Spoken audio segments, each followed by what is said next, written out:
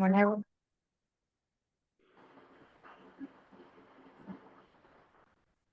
Hola, muy buenas tardes, mi nombre es Víctor Javier y es un placer estar aquí acá con ustedes. Vamos a ver hoy el tema de ¿hay vida después de la muerte? Ese es el tema que vamos a ver hoy. Es un tema sencillo, claro, de la escritura, pero que es importante que nosotros lo conozcamos y lo veamos para poder tener en claro qué es lo que dice la escritura, porque podemos escuchar pensamientos de mucha gente alrededor de los tiempos, de nuestros tiempos de la infancia, lo que escuchábamos que decían de fantasmas, de almas en pena, del infierno, del cielo, y bueno, toda una confusión de valores que la verdad no tenían nada que ver con lo que la escritura dice ni con lo que Dios ha preparado para nuestras vidas. Pero vamos a romper esos paradigmas, esos prejuicios y vamos a ver claramente la realidad. Ayer, estando platicando con una persona, ya casi al final de la charla, me dice sobre el misterio de la Santísima Trinidad, dijo, ¿no? Le digo, déjame, permíteme un momento, explícame eso, dímelo con tu Biblia, ¿qué es eso, lo que acabas de decir?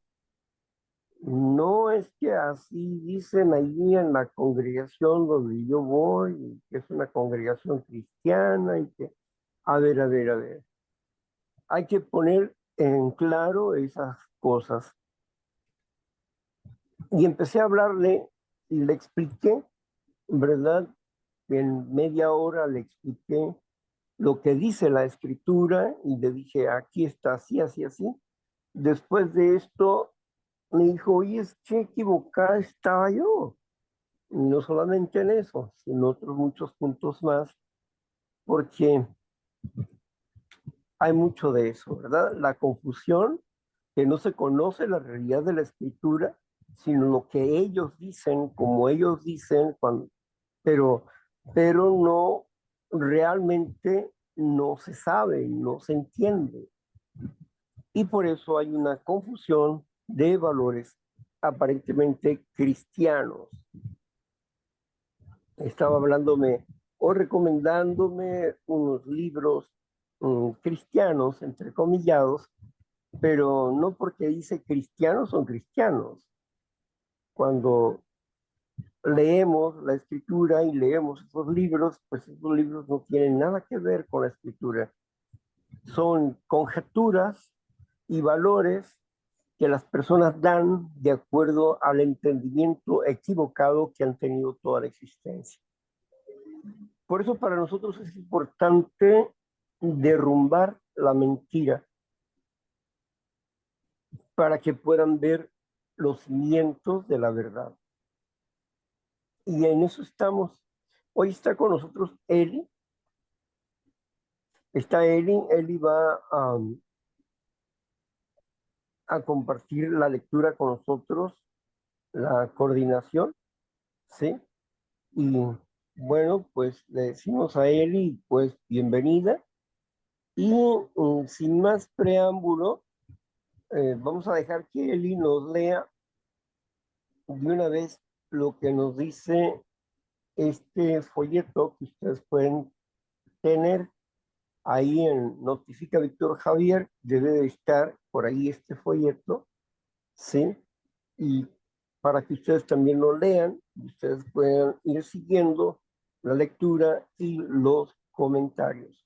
Bien, pues muchas gracias. Vamos a empezar pues de lleno a en lo nuestro. muy Adelante. bien, muy bien. Gracias, Víctor. Buenas tardes a todos. Y como lo dijiste, el tema de hoy es, ¿hay una vida después de la muerte? Hay vida, perdón.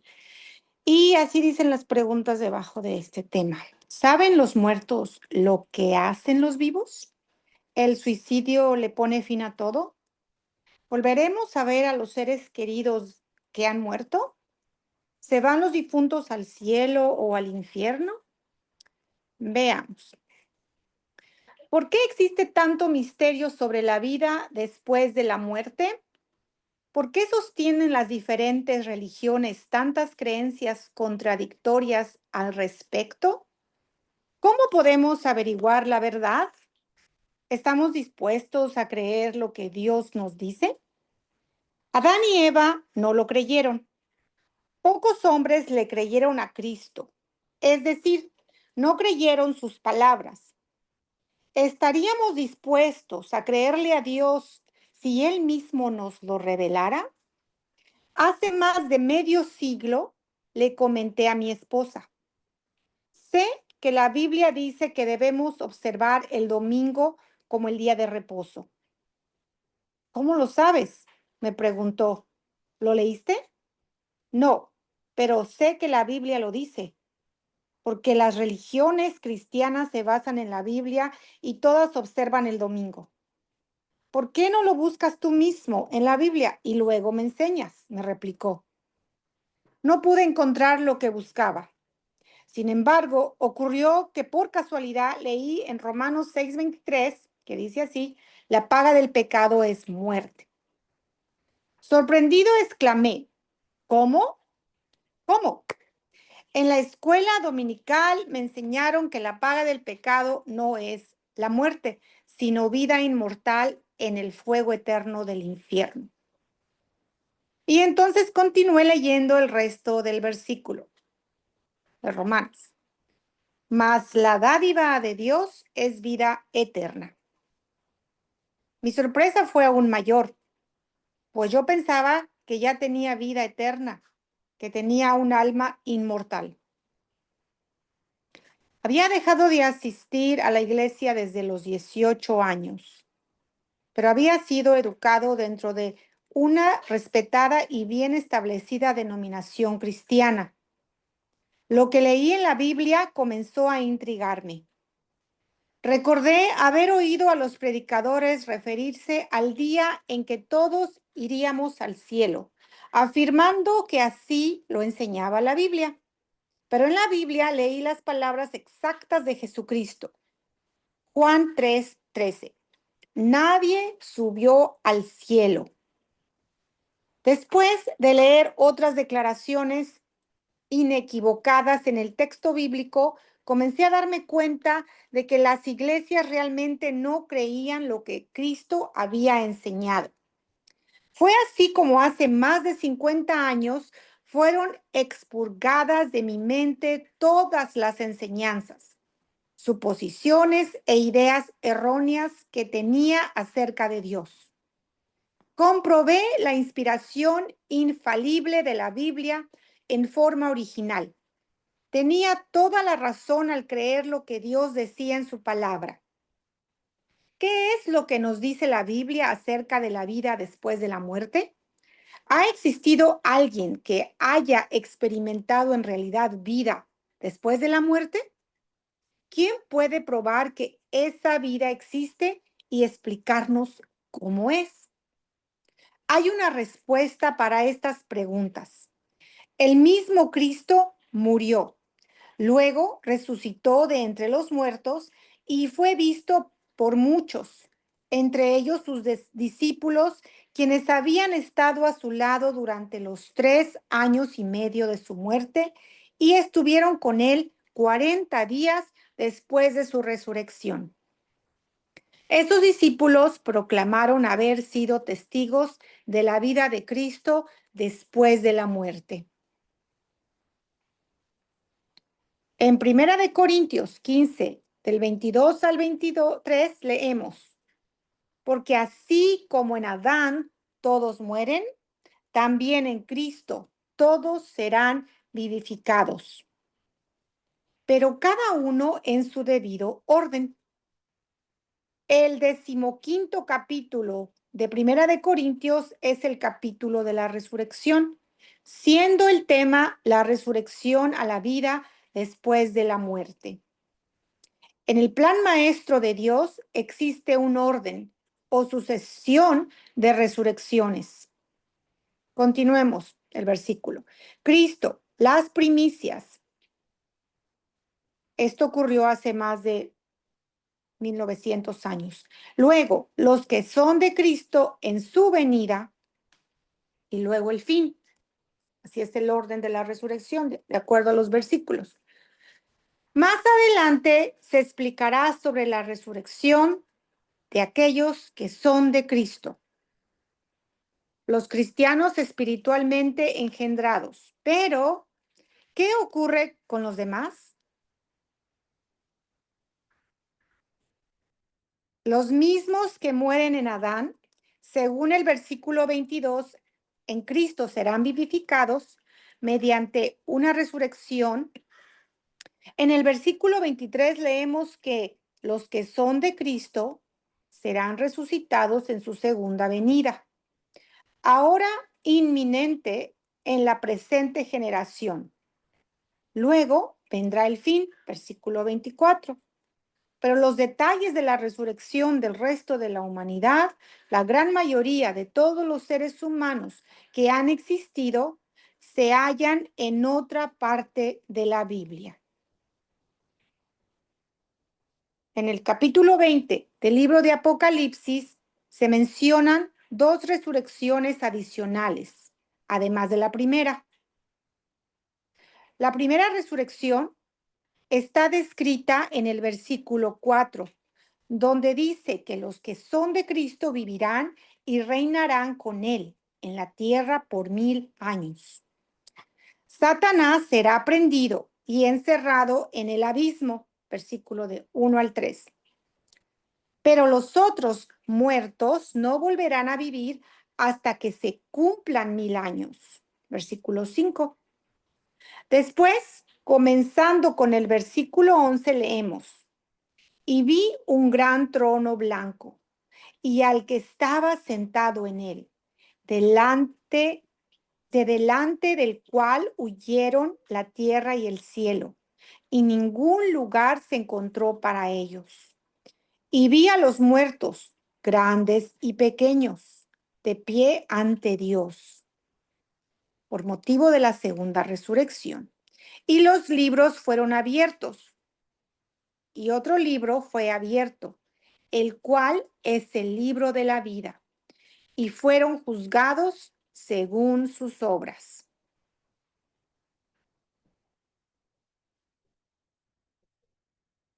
Esta será la mayor resurrección en cuanto al número de personas que serán resucitadas. Incluirá a los miles de millones de individuos que, sin ser juzgados en ese entonces, viviremos separados de Dios. Esencialmente, la Biblia es un libro sobre la nación de Israel.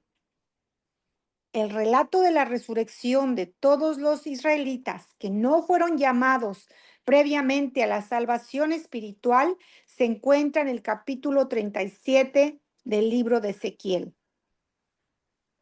En una visión, el profeta Ezequiel fue llevado a un valle lleno de huesos secos. En el versículo 11, Dios le dijo que los huesos eran la casa de Israel.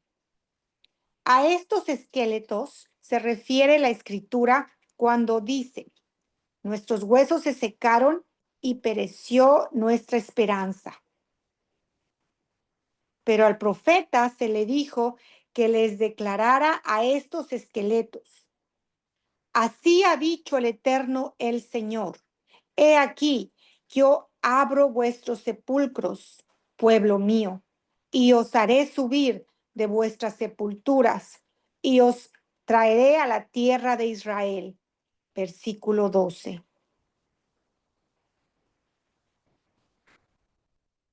En la visión, antes de que Dios explicara a Ezequiel la identidad de los esqueletos, le mandó que les dijera a los huesos secos: así ha dicho el Eterno, he aquí, yo hago entrar espíritu en vosotros y viviréis. Y pondré tendones sobre vosotros, Y haré subir sobre vosotros carne, y os cubriré de piel, y pondré en vosotros espíritus, y viviréis. Versículos 5 al 6. Continuando con el versículo 13, dice así: y sabréis que yo soy el Eterno, cuando abra vuestros sepulcros y os saque de vuestras sepulturas, pueblo mío. Y pondré mi espíritu en vosotros y viviréis, y os haré reposar sobre vuestra tierra. Y sabréis que yo el Eterno hablé y lo hice, dice el Eterno.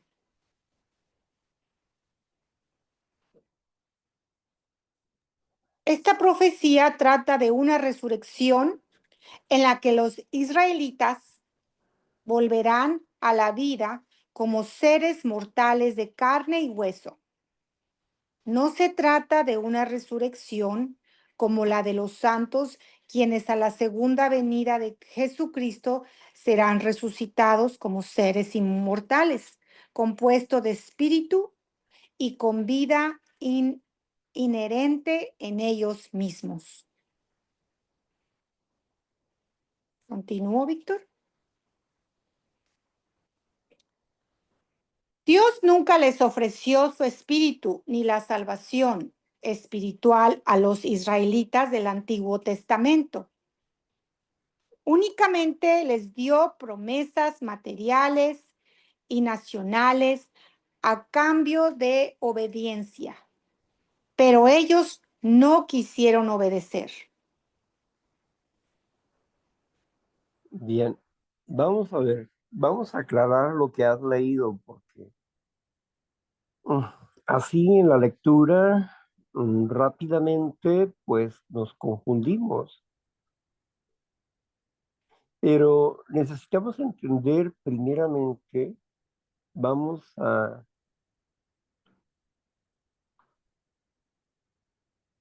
Juan 3:14.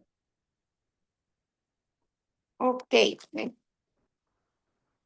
Juan 3:14 dice así: y como Moisés levantó la serpiente en el desierto, así es necesario que el Hijo del Hombre sea levantado. Bien, aquí Jesús está hablando de su propia resurrección. Él tenía que morir y tenía que resucitar. Sin embargo, eh, cuando estamos hablando de la resurrección, estamos hablando de despertar de la muerte. Pero algunos piensan que las personas van al cielo o al infierno, como la pregunta que se me hizo hoy por la mañana. Si una persona muere y acepta a Jesucristo en su corazón, eso yo no lo sé, ni usted lo sabe. Una cosa es que la persona en su lecho de muerte diga, sí, está bien, ¿no? Porque no sabe qué es lo que va a suceder más adelante. ¿Y qué pasa con esa persona? Con esa persona que estuvo entrando y saliendo a congregaciones, viviendo una vida disipada, etcétera. ¿Qué pasa con él? ¿Irá al cielo o se va a ir al infierno? Lo más seguro es que se va a ir al infierno. ¿Por qué? Porque el infierno es la tumba. Dios no ha preparado un lugar de fuego donde los demonios están martirizando a las personas. El ser humano no es un ser eterno, el ser humano es un ser mortal. Un día un hombre me pregunta, bueno, si tú dices que el alma es mortal, ¿por qué se van los espíritus con Dios. Bueno, no es que yo diga que el ser humano es mortal, simplemente porque se me ocurre. Vayamos primeramente al Génesis, al capítulo 3, al versículo 21 o 22. Sí, dice así. Y Jehová Dios hizo al hombre y a su mujer túnicas de pieles y los vistió. Versículo 22, 3:22. Y dijo Jehová Dios, he aquí, el hombre es como uno de nosotros, sabiendo el bien y el mal. Ahora pues, que no alargue su mano y tome también del árbol de la vida y coma y viva para siempre. Amén. Aquí el eterno Dios está hablando con el verbo. Ellos dos son los únicos que tienen la imagen del hombre y el hombre tiene, es el ser único que tiene la imagen del verbo o del eterno Padre. No hay más. Entonces, ellos dos estaban platicando, diciendo, he aquí el hombre como uno de nosotros. Después de haber pecado, la serpiente les había dicho a Eva, le había dicho a Eva en su conversación.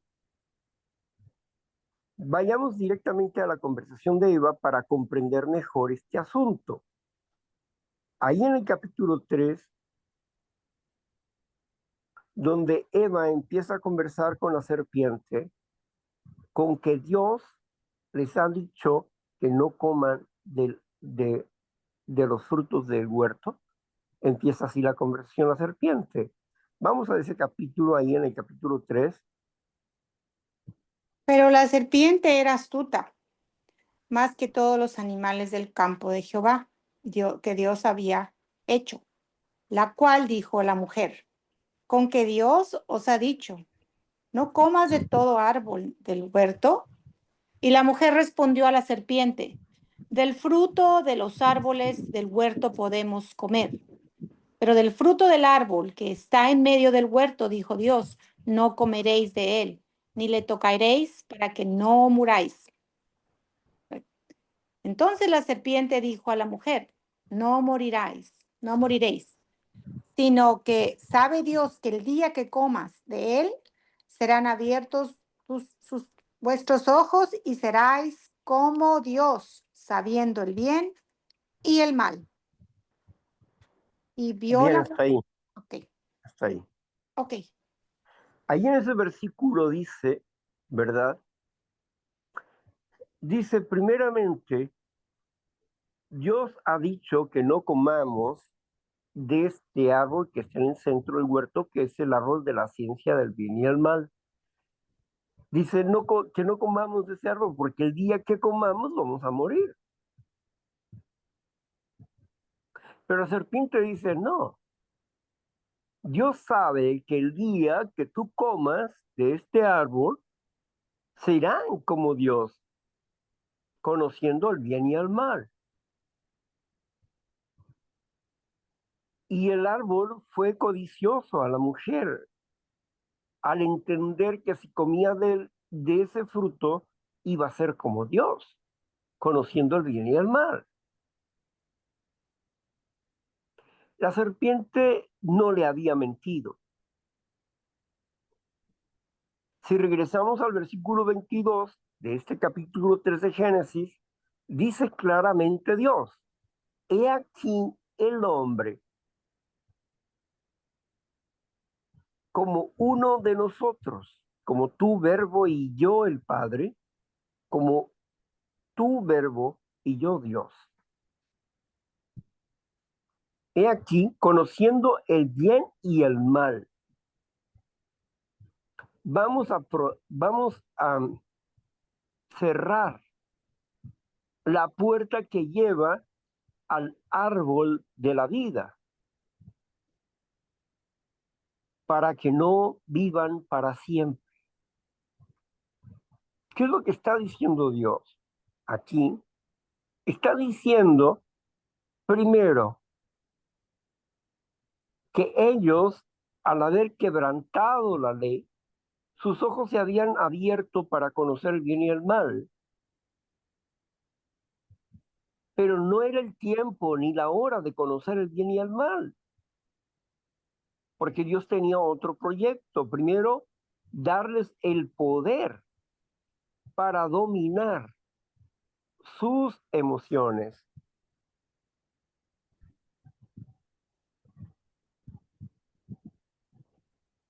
Darles el poder para dominar sus emociones, primeramente a través de su Santo Espíritu, antes de concederle la vida eterna. Pero ellos habían creído a la serpiente y habían comido del fruto prohibido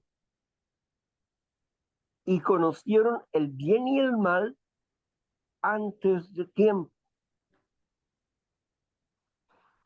Ellos empezaron a tener un poder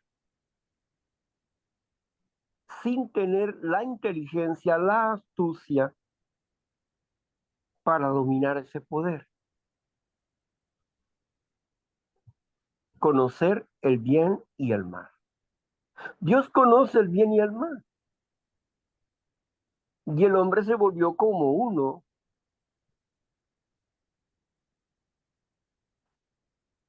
como si fueran dioses, conociendo el bien y el mal. La diferencia es que Dios domina el mal y vive el bien,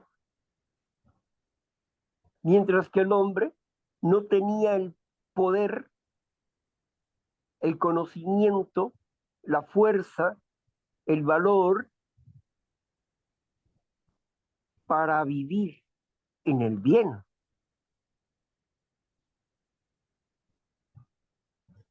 No podían ser eternos,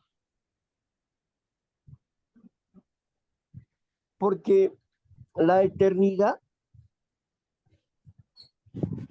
los lleva a ser pecadores para siempre, personas que iban a sufrir para siempre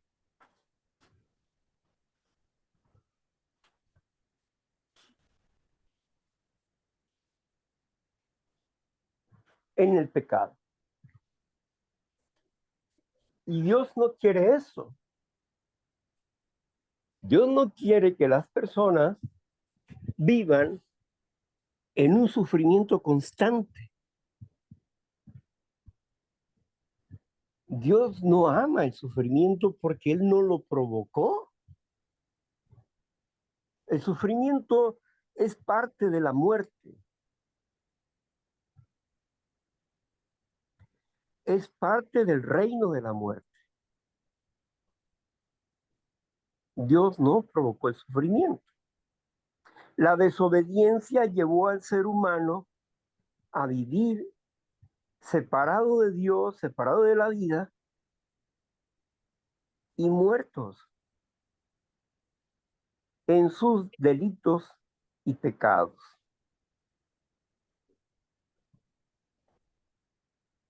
Ahora bien,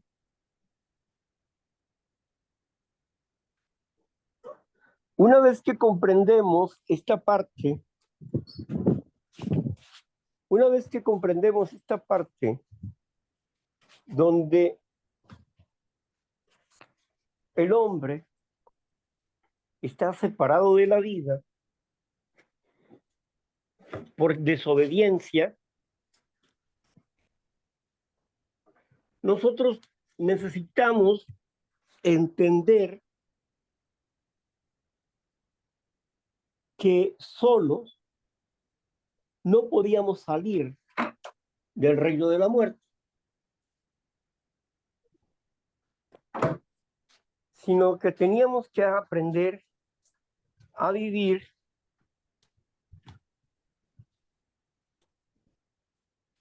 dentro del reino de la vida. Así que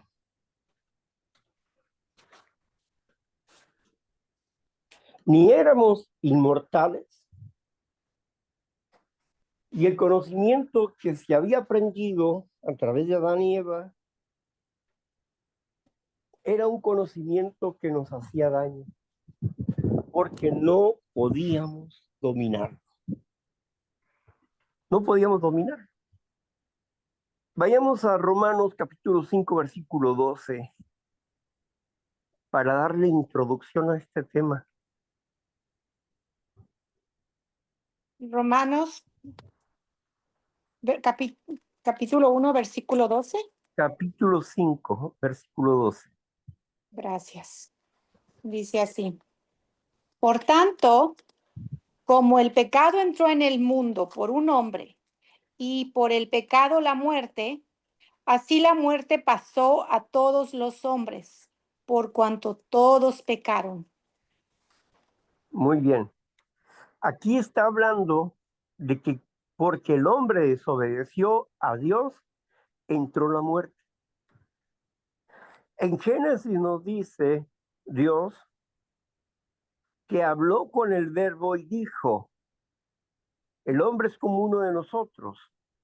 Vamos a cerrarle el camino que lo lleva a la eternidad. Por lo tanto, el hombre es un alma mortal. Vamos a Ezequiel, capítulo 18, versículo 8.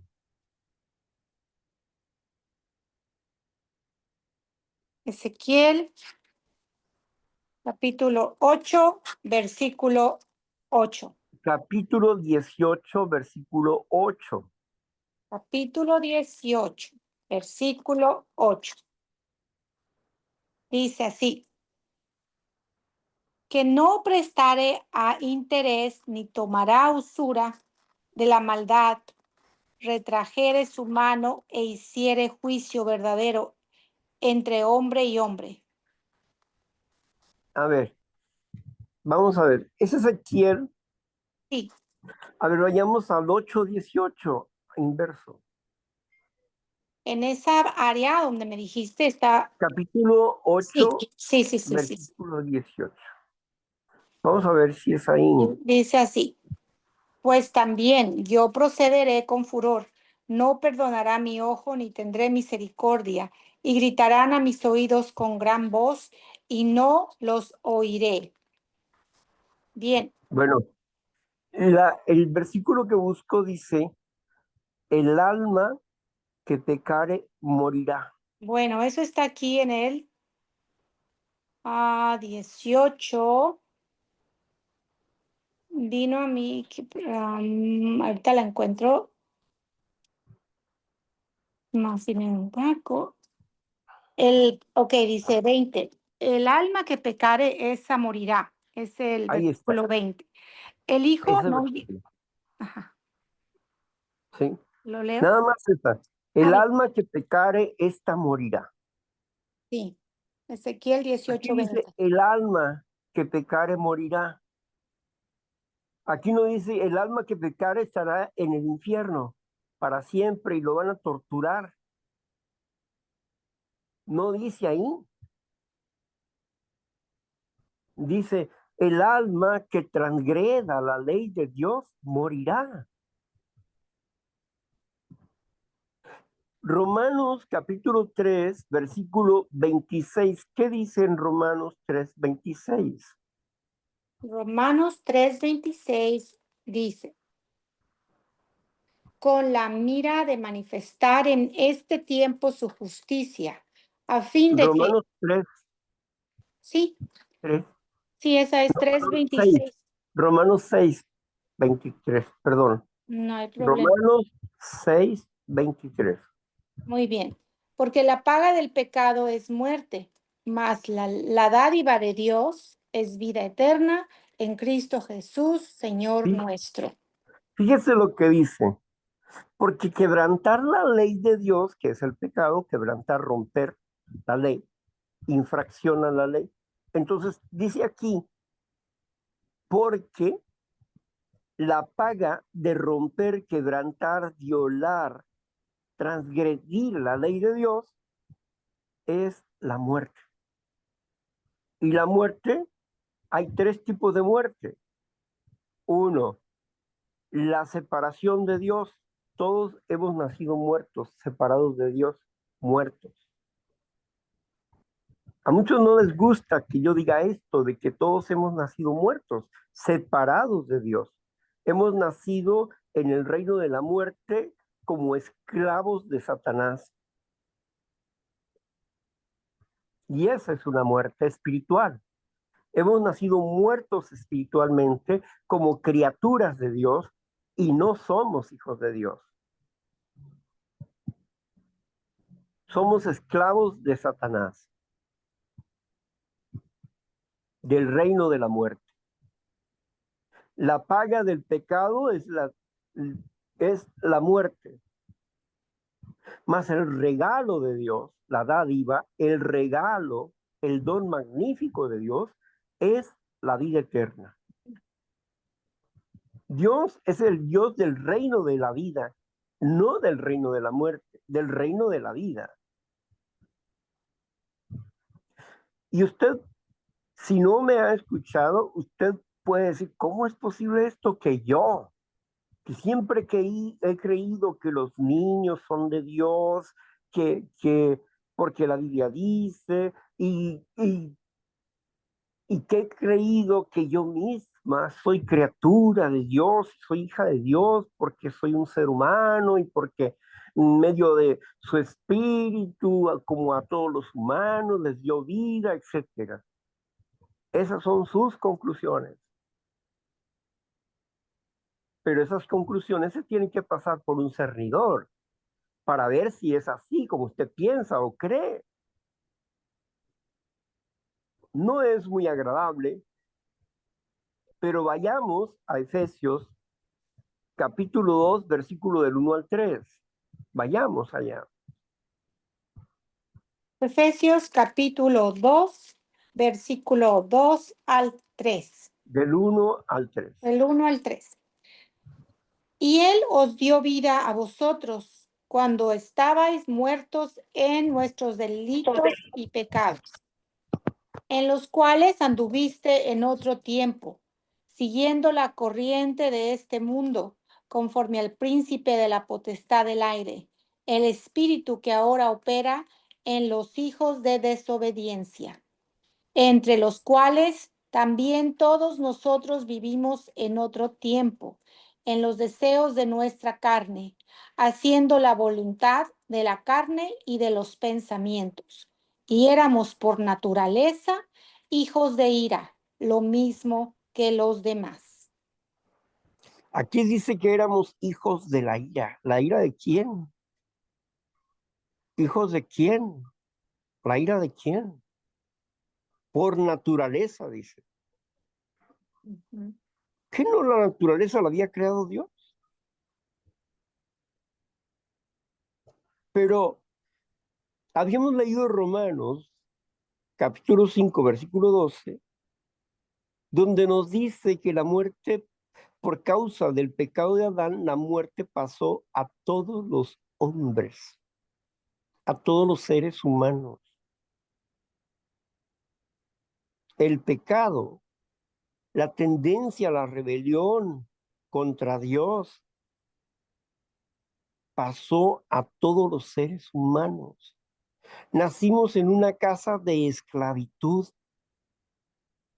en la casa de Satanás. Vamos a comprender lo que dice Primera de Juan, capítulo 3, versículo del 8 al 10. Veamos qué es lo que nos dice Juan. Primera de Juan, capítulo 3, Capítulo 3, del 8 al del 10. 8 al 10. Perfecto. El que practica el pecado es del diablo, porque el diablo peca desde el principio. Para esto apareció el Hijo de Dios, para deshacer las obras del diablo. Todo aquel que es nacido de Dios no practica el pecado, porque la simiente de Dios permanece en él y no puede pecar porque es nacido de Dios. En esto se manifiestan los hijos de Dios y los hijos del diablo. Todo aquel que no hace justicia y que no ama a su hermano no es de Dios. Amén. Ahí está. Aquí Juan está haciendo una diferencia entre los hijos de Dios y los hijos del diablo, pero todos nacimos como hijos de Dios. Digo, no, todos nacimos como hijos del diablo. ¿Por qué? Porque fuimos vendidos por Adán a la muerte. La muerte, el reino de la muerte es el reino de Satanás. A él le complace matar al ser humano. Le complace matar al ser humano. Porque para él el ser humano es un enemigo. De acuerdo al proyecto de Dios, porque Jesucristo que lo derrotó está entrenando, está rescatando a la gente de las manos de Satanás y está entrenando a esta gente para que gobierne la tierra. ¿Y quién está gobernando ahorita? Satanás y sus demonios. ¿Y quiénes van a ser quitados de ese reino? Satanás y sus demonios. ¿Y quiénes van a gobernar? Jesucristo y sus hijos. ¿Qué es lo que no quiere Satanás? Que Jesucristo gobierne y sus hijos gobiernen. Por eso quiere matar a los hijos de Dios, para que no haya quien sustituya el gobierno que él posee. El proyecto de Satanás es mantener esclavizado al hombre en la carne, en su instinto desbocado, como sus hijos. Pero Dios, a través de Jesucristo, está liberando a las personas. Para esto vino Jesucristo, para romper ¿qué? Las obras del diablo. ¿Cuál es la obra del diablo? La muerte. Esa es la obra del diablo. El asesinato es la obra del diablo. La destrucción, eso es la obra del diablo. Y Jesucristo ha venido para sacarnos de la muerte y darnos vida en abundancia.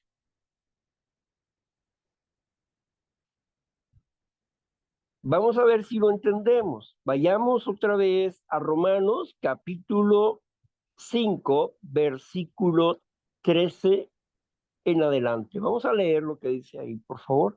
Y Romanos capítulo 5, 13 en adelante. Pues 13. capítulo 13, Capítulo 5, sí, eso versículo dije. 13. Sí, eso dije. Pues antes de la ley había pecado en el mundo, pero donde no hay ley, no se inculpa de pecado.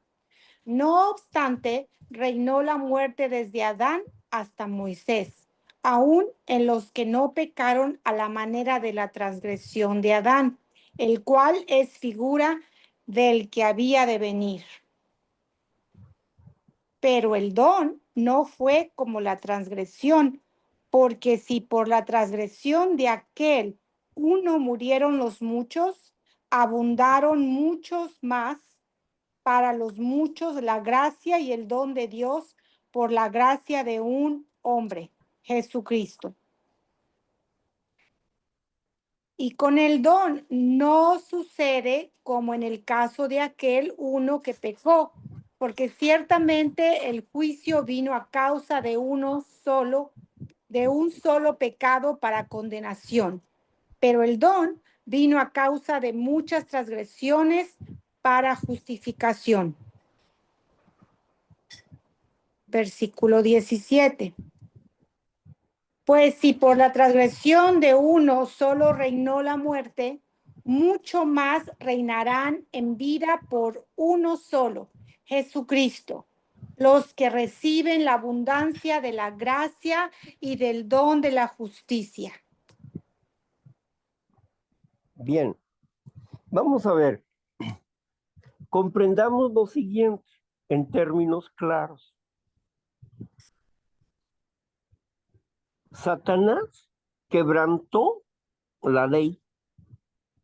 Les expliqué en un principio que antes de que el hombre existiera, se le dio un gobierno a un ángel, a un querubín sabio, y se le concedió a este ángel la tercera parte de los ángeles, y que este ángel estuvo haciendo creación en la tierra por orden de Dios, bajo la supervisión de Cristo.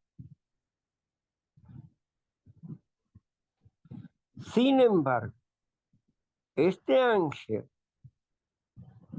en su corazón dijo: voy a llevar mi trono hacia arriba donde está el Creador y voy a poner mi trono ahí. En otras palabras, él dijo: voy a suplantar a Dios, lo voy a derrocar y yo voy a ser Dios. En la guerra que tuvo con con Miguel, el arcángel Miguel, fue echado de nuevo a la tierra y puesto en prisiones. Y la tierra se volvió un caos. Y Dios tuvo que reordenar toda la tierra y después de esto sacar el plan B, el ser humano. El ser humano tenía que vencer a ese gobernante para gobernar no la materia, sino el espíritu. Y el gobernante tenía que vencer al hombre para gobernar la materia, porque él no tiene poder sobre la materia. Satanás gobierna la materia a través del ser humano. Antes no. Antes él gobernaba lo espiritual como lo material. Pero por su caída, por ir en contra de Dios, solamente domina la parte espiritual, pero no lo material. Vayamos a Efesios capítulo 6, versículo 12. Efesios capítulo 6, versículo 12. Dice así: porque no tenemos lucha contra sangre y carne, sino contra principados, contra potestades, contra los gobernadores de las tinieblas de este siglo, contra huestes espirituales de maldad en las regiones celestes.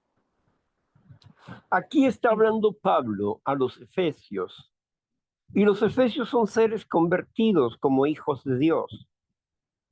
Y por eso está diciendo: porque no tenemos lucha, no solamente tenemos lucha contra la sangre, contra el cuerpo,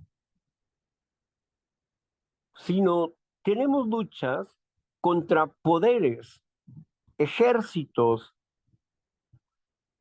que andan aquí, contra ellos, huestes de maldad. ¿Por qué? Porque ellos no pueden dominar la materia. Ellos tratan de influir en el hombre a través del pensamiento, pero no pueden dominar la materia. Cuando dominan a un hombre, a una mujer, teniendo ellos el reino de la muerte y dominan a un hombre y a una mujer, denigran la creación de Dios. La destruyen, le hacen indigna, blasfeman contra Dios. Porque poseen el reino de la muerte. Por eso son el enemigo de Dios. Por esto ha venido Jesucristo para romper las cadenas de esclavitud del pecado en la que nosotros habíamos vivido durante mucho tiempo.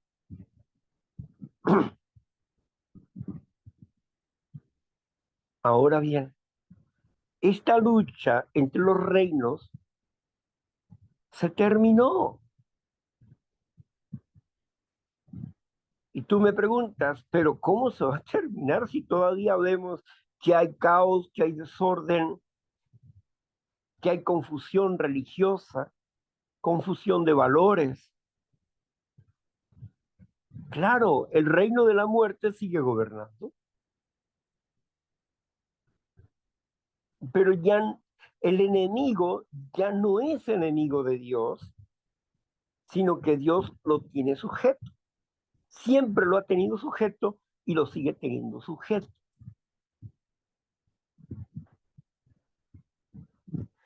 Vayamos pues, para que tengamos una idea más clara de lo que digo, a Job, capítulo 1, versículo del 1 al 3. Vayamos a Job. Capítulo 1 de Job, versículo 1 al 3.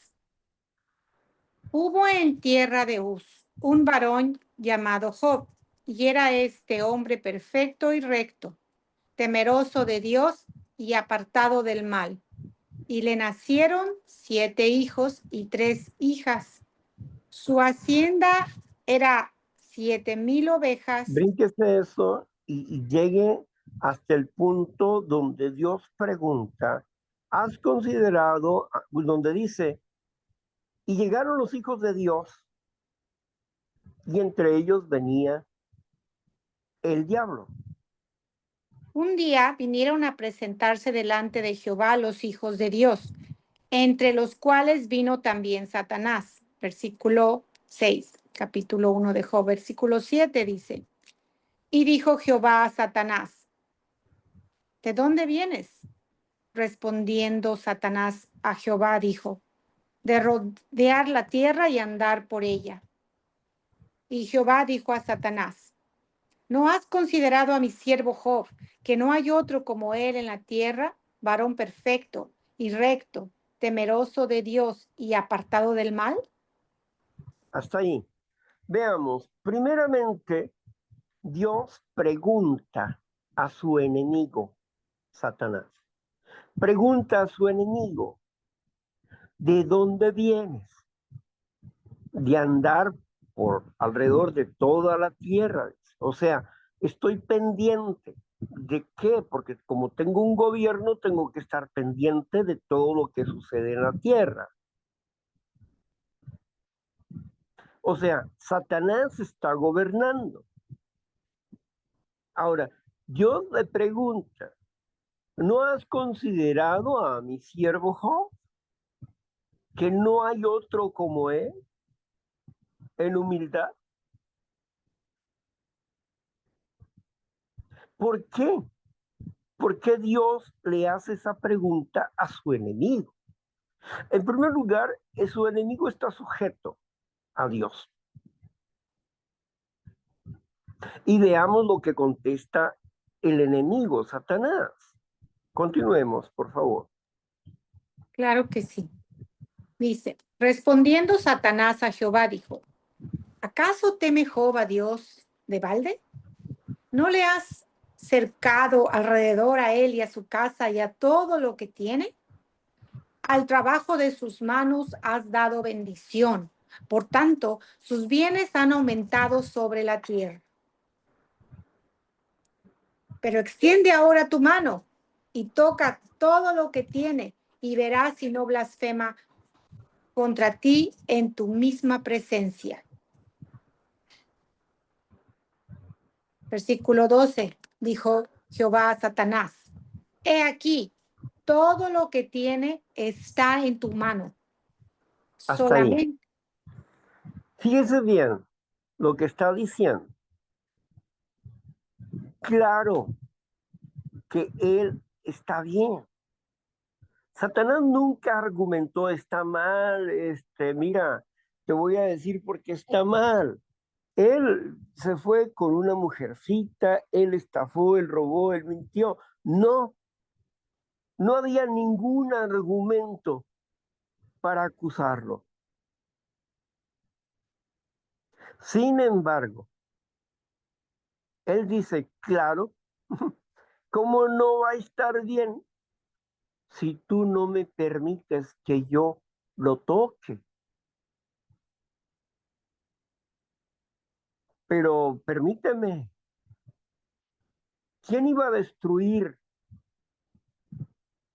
¿Quién iba a destruir la vida de los hijos de Job? ¿Quién iba a destruir su riqueza? ¿Quién iba a influir en sus amigos para castigarlo? Satanás. Porque Job tenía que ser probado.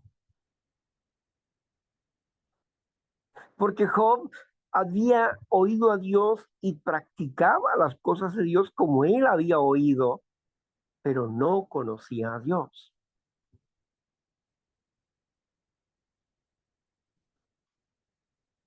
Por eso dice, mi siervo Job, ¿has considerado a mi siervo Job? ¿Por qué tenía que enfrentar Dios a Job contra Satanás? Porque Job necesitaba demostrar su fidelidad a Dios. Claro, pues ya le diste todo y lo cubriste de todos, pues por eso es que te quiere, pero nada más quítale lo que tiene y verás cómo te va a odiar. ¿O no sucede así con nosotros en la tierra? Nuestros padres hacen una herencia y ahí estamos con la herencia. Todo bien, vives en la herencia y todo está bien. Pero un día nuestros padres se mueren y empiezan a pelear por la herencia. Porque todos o la gran mayoría quiere quedarse con la mayor parte o con todo si es posible.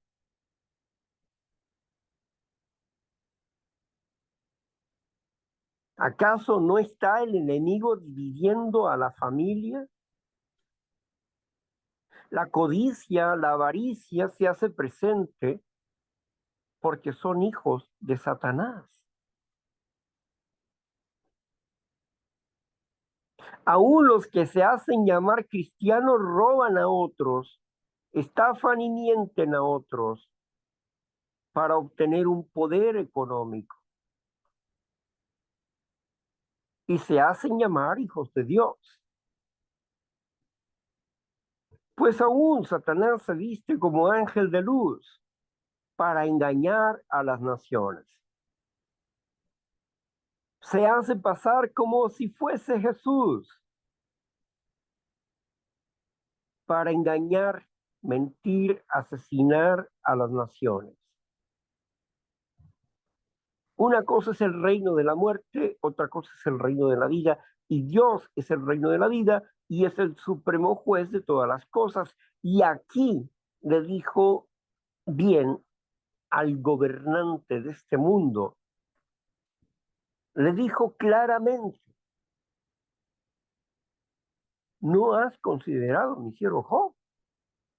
Pues si lo tienes protegido, pues ¿cómo voy a llegar a él? Pero quítale lo material que tiene y verás cómo va a blasfemar en tu cara. Él conocía al hombre, al ser humano, pero Job había sido obediente y tenía el respaldo de Dios. Pero él tenía que probar el corazón y la fidelidad de Job. Pero es que murieron sus 7 hijos. Dios es dador de la vida. Esos 7 hijos van a resucitar y van a entrar a la segunda resurrección.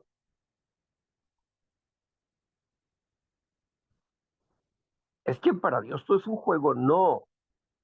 Es que Dios tiene que corregir las cosas y tiene una forma de corregirla que no es a tu manera o a la justicia tuya como ser humano. Él tiene una forma de justicia que pocos comprenden.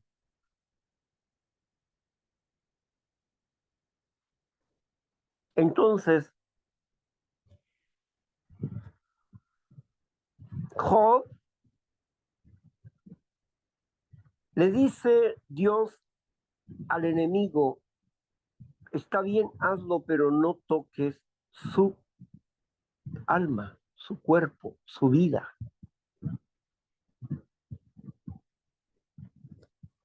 Y así lo hizo. Él fue subiendo de grado de dolor. Satanás le fue subiendo el sufrimiento a Job de acuerdo con el diálogo de Dios. Pero Dios entendía que podía aguantar. Así como Jesucristo se humilló hasta lo sumo como ser humano, Job también se humilló, pero no perdió su visión de justicia ni su visión de Dios. A pesar de estar enfermo, de no tener absolutamente nada, de haber perdido a su familia, nunca perdió la visión de quién tenía el derecho de juzgarlo. Ni sus amigos, ni su mujer, ni nadie más tenía el derecho de juzgarlo, ni él mismo, sino Dios. Y lo que no quería y lo que no comprendía, deseaba que Dios se lo dijera. Job mantuvo su integridad. Aunque estaba mal en un aspecto, él mantuvo su integridad porque no comprendía en qué punto él se había equivocado. Lo que quiero decirles en este asunto es que Dios tiene el dominio de todas las cosas. Aún Satanás, que anda como león rugiente alrededor nuestro, a ver cómo sacarnos del rebaño para comernos a pedazos, para llevarnos a la muerte y burlarse de nosotros. Dios tiene el control. Con Job siempre tuvo el control Dios, no Satanás. Satanás fue una herramienta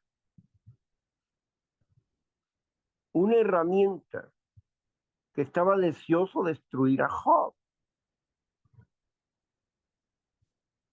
pero Dios no se lo permitió. Se dan cuenta que si Dios no les da permiso al enemigo, él no puede hacer absolutamente nada. Entonces, ¿quién tiene el control? Dios no está peleando por las almas del mundo. Él tiene control de todas las almas. Pero Dios necesita ejercitar a un pueblo para gobernar este mundo, que tiene que ser probado en todo, como Jesucristo mismo fue probado en todo, para ser apto como rey y sacerdote del Altísimo. Dios tiene el control de todas las cosas. La gente se muere porque la gente, perdón, la gente tiene temor porque la gente se muere. Pues la gente con temor o sin temor se va a morir. Tarde o temprano nos vamos a morir. Tarde o temprano. Tengas temor o no tengas temor.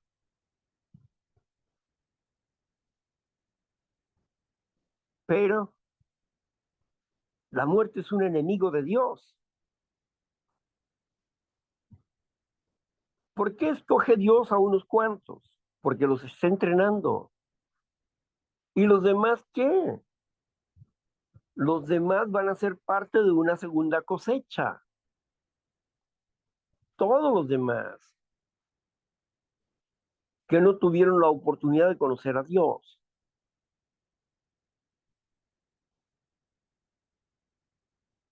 En la introducción de este tema, ¿hay vida después de la muerte? Necesitamos establecer los parámetros claros que Dios tiene, su reino de justicia. Dios es el dueño de todas las almas, Ezequiel 8.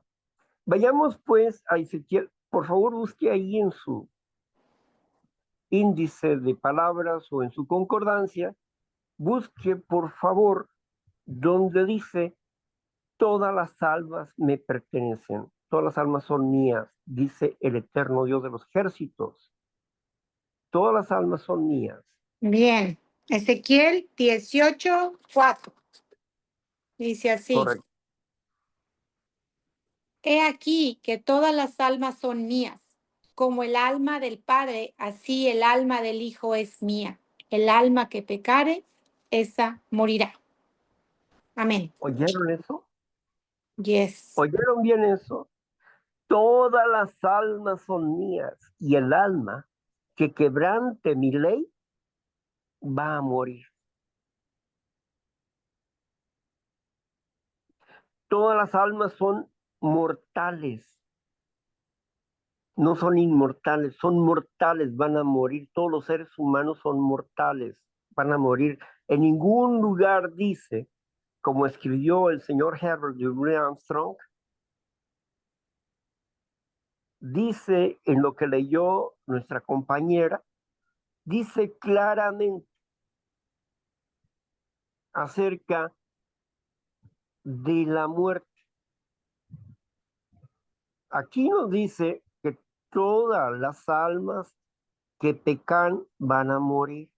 Y él dijo, yo creía cuando mi esposa dijo, bueno, pues vamos a ir a la congregación porque es día domingo y todas las congregaciones guardan el día domingo y pues es el día de Dios, ¿no? El día del Señor, como luego dicen. Ujú. Pero su esposa, que era adventista, de la Iglesia de Dios del Séptimo Día, todavía no existía el adventismo, más adelante se hizo el adventismo. La Iglesia de Dios del Séptimo Día, ella le dijo, Herbert, dime en qué parte de la Biblia dice que el domingo es el día del Señor. Dime, ¿cuál es el día que Dios señaló para que el hombre descanse y tenga una relación con Dios?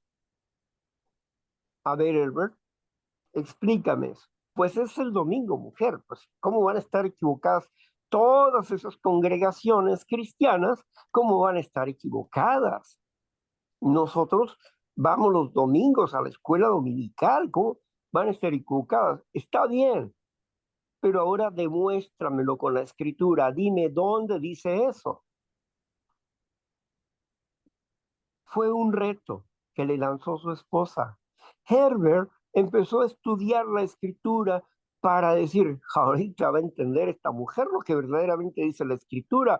Y empezó a estudiar la palabra del Señor y se encontró con el Shabbat, el reposo, el descanso, y santificó Dios el día sábado y empezó a trabajar en eso y buscó dónde está el día primero de la semana donde diga, este es el día del Señor en el cual nosotros debemos adorar. Jesucristo adoró en sábado, como era su costumbre, iba a la sinagoga, como era su costumbre en sábado. Nunca dice que en domingo. Entonces, cuando él comprobó eso, dijo, oye, esto está mal. Como la persona que le enseñé el día de ayer por la noche sobre ese misterio de la Trinidad, y le enseñé otro más así rapidito, porque ya estábamos terminando la charla, rapidito, y me dijo, oye, pero entonces yo he vivido engañada y equivocada. Pues yo no sé, ¿tú qué piensas? ¿Qué dice la Biblia? ¿Y qué te han dicho?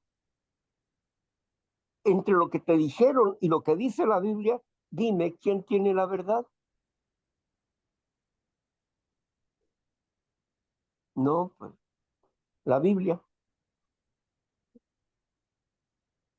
Tú le rindes pleitesías a pastores y pastoras y eso, y no sabes que son seres engañados por Satanás, enseñándote doctrinas y tradiciones humanas, porque no estudian la escritura.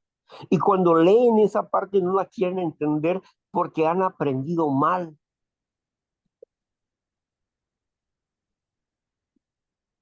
Como Satanás sembró la semilla de que el primer día de la semana, el día de la resurrección, porque llegaron el primer día de la semana, etcétera. No voy a descubrir esa situación ahorita para que puedan entender por qué, cómo cambiaron ellos o trataron de cambiar el día de adoración de sábado al domingo. No lo voy a explicar ahorita,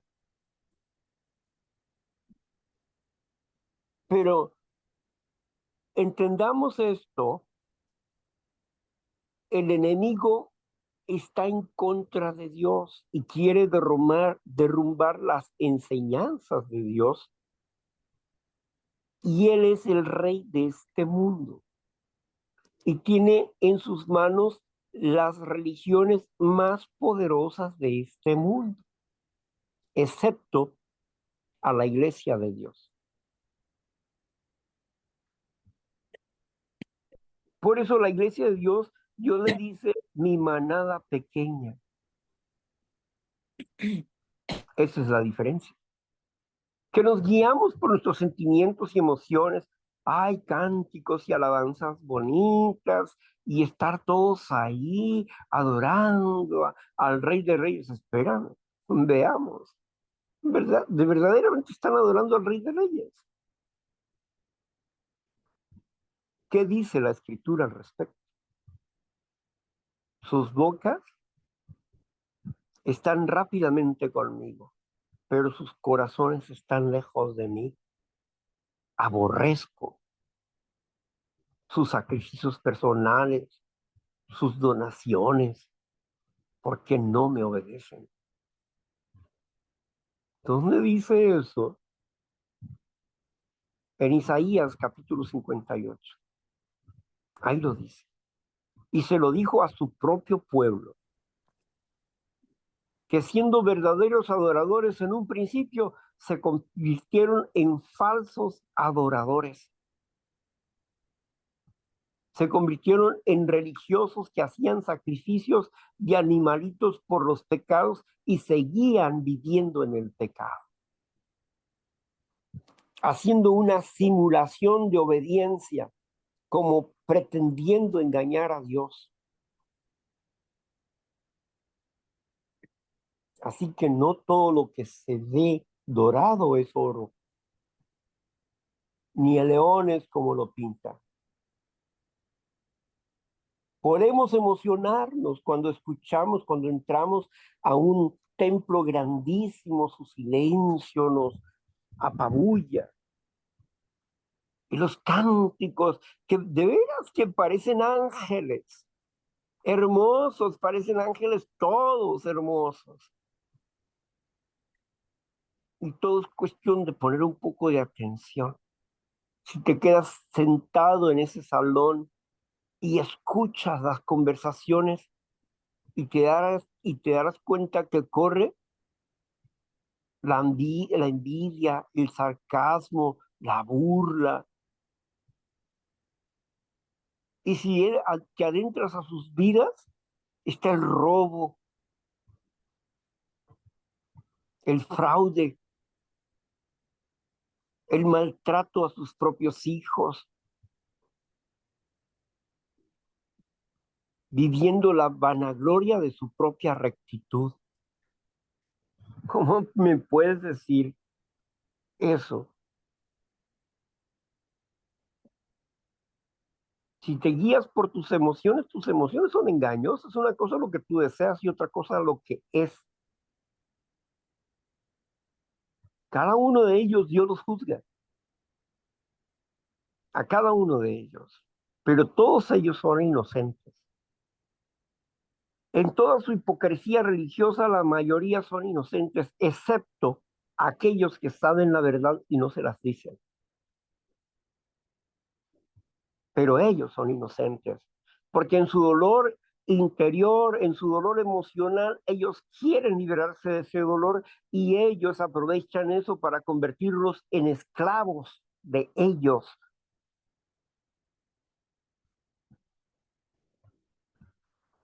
Por eso, Stalin tenía razón cuando dijo, la religión es el opio de los pueblos, es la droga de los pueblos. No puede haber más ciego que el que está ciego y no admite estar ciego.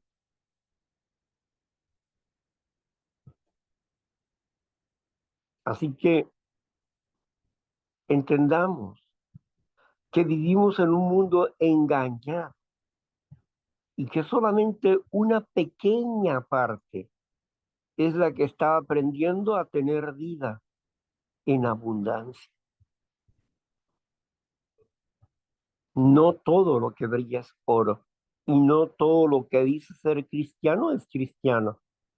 Tiene que ser pasado por la comprobación. Prueben a los espíritus porque muchos falsos profetas han salido por el mundo. Prueben a sus pensamientos para ver si estos provienen de Dios. ¿Acaso no dijo esto Juan? ¿Y acaso no dijo esto Pablo? No se dejen llevar por el mundo. El señor Armstrong corroboró que eso estaba equivocado y empezó a guardar el sábado. Y él empezó de nuevo a poner en orden las enseñanzas de la congregación de Dios. Hay vida después de esta vida. Hay vida después de la muerte.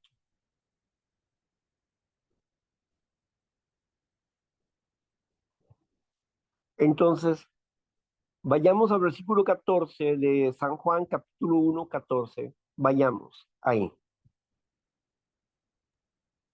Ok.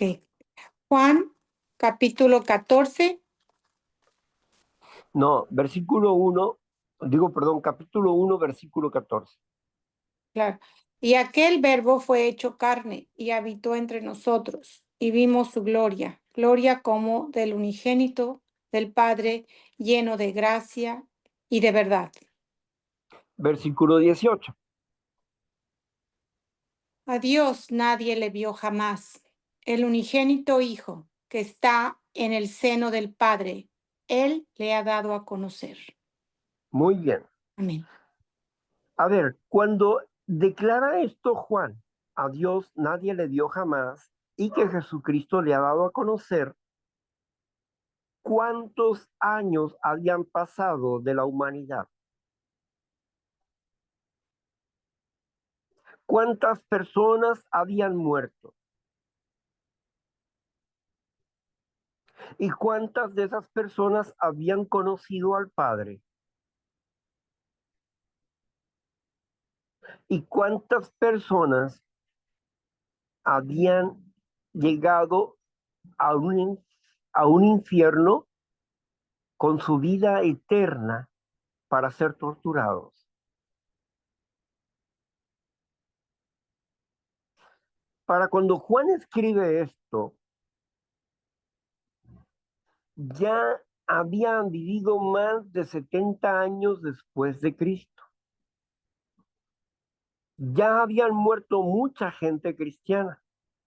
Y aquí escribe que a Dios nadie le dio jamás, sino que el Cristo ha dado a conocer la existencia del Padre. ¿Dónde están los muertos?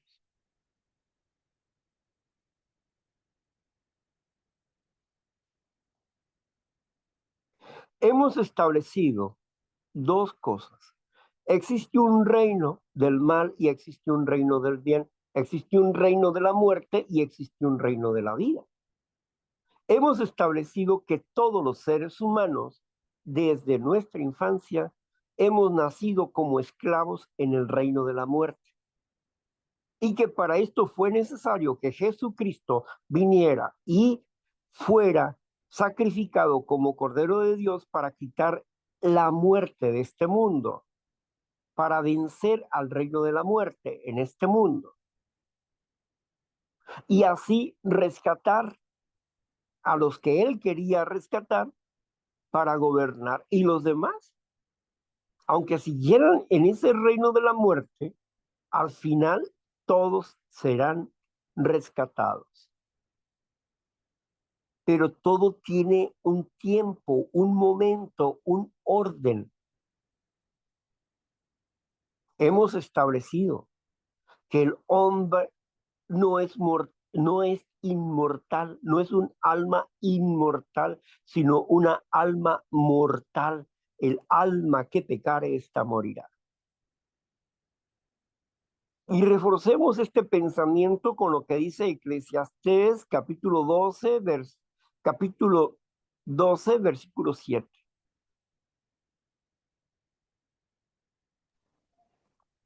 Bien, Eclesiastés capítulo 12, versículo, ta, ta, ta, o sea, perdón, me agarraste estirándome. Capítulo 12, versículo 12. Ahora, hijo mío, a más de 7, esto, 7. versículo 7. Y el polvo vuelva a la tierra como era, y el espíritu vuelva a Dios que lo dio. Ahí está. Y ahí es donde me pregunto, una persona me dijo, oye, y si el espíritu vuelve a quien lo dio, a Dios quien lo dio, entonces el espíritu es eterno, ¿no? No. El espíritu es la esencia del ser humano, el disco duro del ser humano que guarda todo lo que él hizo, es un libro que es guardado en la biblioteca de Dios. Y en ese momento Dios lo guarda porque todavía no es el juicio de la destrucción de esa persona. Tiene que haber un juicio para que exista la destrucción de esa energía, de ese espíritu, pero no es eterno. Dios lo guarda, pero no porque sea eterno, lo guarda para la resurrección. Y va a ser destruido si ese espíritu es negativo y determina y decide, una vez resucitado, decide que quiere seguir siendo hijo del diablo, hijo de la muerte, será destruido junto con su padre en el lago de fuego en el último día. Por lo tanto, su espíritu no es eterno. La eternidad es un don de Dios y ese don lo va a aplicar perfectamente el día que termine nuestro juicio y seamos transformados de seres mortales a seres inmortales. Entonces seremos eternos. Hoy tenemos la promesa de la vida eterna y Dios llama a las cosas que no son como si fuesen. Así como la mamá le dice, el papá le dice a la mujer preñada, ¿cómo está mi hijo? ¿Cuál hijo? Si es un embrión, si es un feto, todavía no ha nacido, todavía no es un niño, pero para él es su hijo o su hija, aunque no haya nacido. Y nosotros tenemos la promesa de ser nacidos como hijos de Dios, engendrados por Dios y nacidos perfectos y eternos en el reino de Dios, si permanecemos en su voluntad. Desde hoy ya somos hijos de Dios, aunque todavía no somos lo que hemos de ser, pero Dios nos ama como si ya fuésemos eternos. Dios llama a las cosas que no son como si fueran. Como le dijo al apóstol Pedro, tú ya no serás pescador, serás pescador de hombres. Llamó a un ser lo que no era como si fuera. ¿Y qué fue el apóstol Pedro? Un pescador de hombres. Como lo demostró en la primera cosecha, en el Pentecostés, cuando se levantó y habló valientemente y fuertemente delante de una gran multitud que pudo arrebatarlo para ser muerto. Sin embargo, la multitud llegó a comprender porque Dios les abrió los oídos, el entendimiento, y en aquel momento se arrepintieron más de 5,000 almas. En su discurso de Pedro, en esa primera cosecha del Pentecostés, es ahí donde inicia la congregación de Dios, la congregación cristiana. No inició en Roma, inició en el Pentecostés. Aquí, donde se derramó el Espíritu de Dios para transmitir el mensaje de Pedro a todas esas personas que estaban en esa plaza. Bautícense cada uno. Una vez que se han arrepentido, bautícense cada uno en el nombre del Señor Jesucristo para el perdón de los pecados y para que reciban el Espíritu de Dios. ¡Qué maravilla! Dios tiene un plan de rescate y no está en pleito con Satanás. Satanás aparentemente está ganando y va a ganar en apariencia, pero al final vendrá el Rey de Gloria y lo aplastará y lo destruirá y lo va a desmenuzar completamente.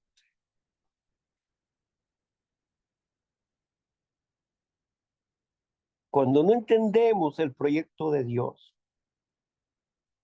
entonces le reclamamos a Dios cosas que no sabemos, que no entendemos,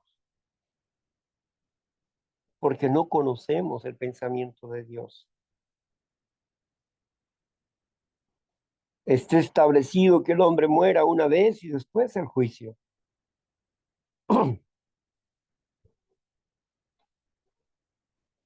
Pero ¿cómo puede Dios perdonar a una persona que ha asesinado, que ha hecho esas cosas? ¿Cómo va a ser justo Dios? Y luego lo va a levantar, lo va a meter al milenio le va a quitar la venda y le va a dar la oportunidad de ser hijo de Dios. ¿Cómo puede ser posible eso? Pues sí, es posible. ¿Por qué? Porque si Dios fuera injusto, entonces diría que ese hombre es completamente responsable de sus actos porque entendía y podía vencer su naturaleza, y tal cosa es mentira. Porque ese hombre ha sido impulsado por Satanás para destrucción de masas. Pero no ha sido el hombre, sino la influencia que tuvo detrás de él de un ser poderoso para lastimar a otros. ¿Por qué Dios permite esto? Porque solamente transgrediendo la ley de Dios, Él puede hacer un juicio. Si no transgredes la ley de Dios, no puede hacer un juicio. Si no has transgredido la ley de Dios y te detiene antes de tiempo, pues no te puede detener. ¿Por qué? Porque no hay pruebas de que realmente esta persona haya hecho o haya querido hacer. Son dudas. Tiene que haber transgresión de la ley para culparlo de un acto. El juicio de Dios es perfecto. Dios tiene en sus manos la vida de todas las almas y Él puede dar vida y Él puede destruir, puede permitir la destrucción de las almas. ¿Por qué? Cuando ya no son funcionales, cuando ya no sirven, cuando ya se hizo todo lo que se pudo hacer por esa persona y Él no quiso más, es destruido en el lago de fuego.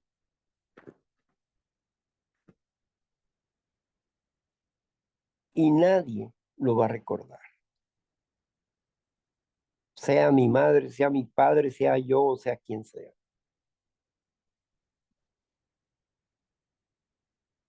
Vamos entendiendo esto, que vivimos en el reino de la muerte, que nosotros somos embajadores de Dios. Vayamos a 1 Corintios capítulo 4, versículo 20. Corintios. Ah, perdón, perdón. Primera de Corintios. Capítulo 4, versículo 20. Muy bien, capítulo 4, versículo 20. Porque el reino de Dios no consiste en palabras, sino en poder. Bueno, vayamos a 2 capítulo 4, versículo 20.